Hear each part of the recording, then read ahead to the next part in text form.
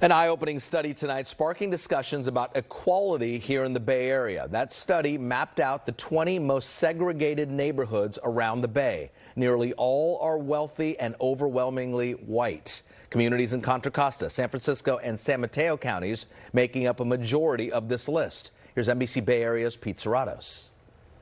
Why do you think it's the case that you're seeing these segregated neighborhoods in certain parts of the Bay Area, but not in other parts? I think there's a history around restrictive zoning laws that have pushed communities of color into certain pockets of the region.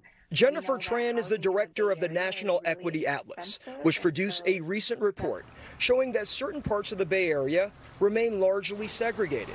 It took about a year to produce this report, which is based on census data from 2019.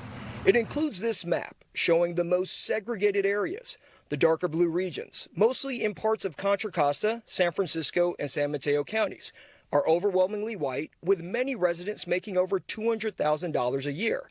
The red parts of the map, largely minority communities, with many families making $45,000 or less. And so once we calculate that index, we're able to map it and visually see across the region how concentrated racial and economic segregation plays out. And according to Tran, this division can have far-reaching impacts on communities of color, creating lasting disadvantage in a number of areas. We know that in these outer parts of the region, there's less equitable access to jobs, to services, to quality housing and good schools.